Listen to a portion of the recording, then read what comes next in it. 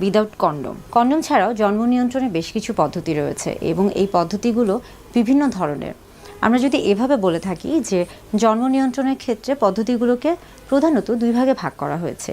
একটি হচ্ছে স্থায়ী পদ্ধতি এবং আরেকটি হচ্ছে অস্থায়ী পদ্ধতি। স্থায়ী পদ্ধতির মধ্যে কিন্তু নারী এবং পুরুষদের ক্ষেত্রে ভিন্ন ভিন্ন রয়েছে। নারীদের ক্ষেত্রে রয়েছে টিউবেক্টমি এবং পুরুষদের ক্ষেত্রে রয়েছে ভেসেক্টমি। অস্থায়ী পদ্ধতিকে আবার কিন্তু দুই ভাগে ভাগ করা যাচ্ছে। একটা হচ্ছে স্বল্পমেয়াদী এবং আরেকটা হচ্ছে দীর্ঘমেয়াদী। স্বল্পমেয়াদী অর্থাৎ হচ্ছে এটাকে আপনার যখন ভালো লাগছে বা আপনি যখন চাইছেন তখন এটাকে আপনি গ্রহণ করতে পারেন। আবার যখন আপনি মনে করবেন তখন এটিকে কিন্তু যে কোনো সময় আপনি এটা ব্যবহার করা থেকে বা গ্রহণ করা থেকে বিরত থাকতে পারেন। তবে এটা মূলত হচ্ছে স্বল্প সময়ের জন্য হয়ে থাকে।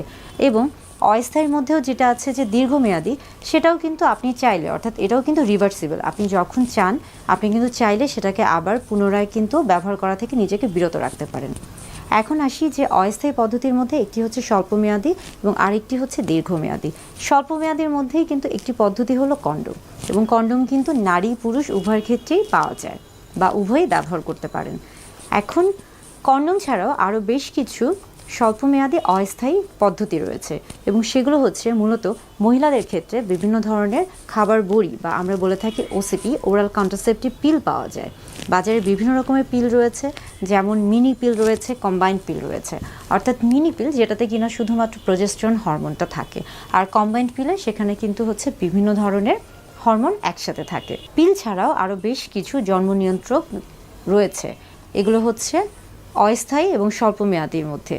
যেমন আপনার রয়েছে ইমপ্ল্যান্ট কিন্তু মহিলারা ব্যবহার করতে পারেন বা গ্রহণ করতে পারেন। এটি মূলত দেখা যাচ্ছে হাতে একটি কাঠির ন্যায় একটা ছোট্ট জিনিস ঢুকানো হয়ে থাকে এবং সেটা কিন্তু আপনাকে প্রায় 3 থেকে 5 বছর পর্যন্ত সুরক্ষা দিতে পারে। তবে আপনি চাইলে যে কোনো সময় এটিকে কিন্তু গ্রহণ করে এটিকে কিন্তু বের করতে পারেন। অর্থাৎ হচ্ছে আপনি যদি চান যে না আমি ইমপ্ল্যান্ট গ্রহণ করব না, বা আমার এটা এখন হচ্ছে সহ্য হচ্ছে না, বা আমার পছন্দ হচ্ছে না, বা ভালো লাগছে না, সেই ক্ষেত্রে কিন্তু আপনি এটাকে যে কোনো সময় খুলে ফেলতে পারেন। এছাড়া আরও রয়েছে হলো দীর্ঘমেয়াদীর মধ্যে রয়েছে আইইউডি, ইন্ট্রাইউটেরাইন ডিভাইস। এটা কিন্তু দেখা যায় যে আপনার হরমোনাল আইইউডি রয়েছে এবং আরেকটি রয়েছে হচ্ছে কপার টি বা কপার আইইউডি। এক্ষেত্রে এটা মূলত একটা টি শেপের একটা পদার্থ, যেটা কিনা নারীর জরায়ুতে প্রবেশ করানো হয়ে থাকে। এটাকে মূলত ম্যানুয়ালি অর্থাৎ হাত দিয়ে হচ্ছে প্রবেশ করানো হয়ে থাকে। চিকিৎসকরা অর্থাৎ যারা প্রশিক্ষণপ্রাপ্ত রয়েছেন তারা এটিকে প্রবেশ করান।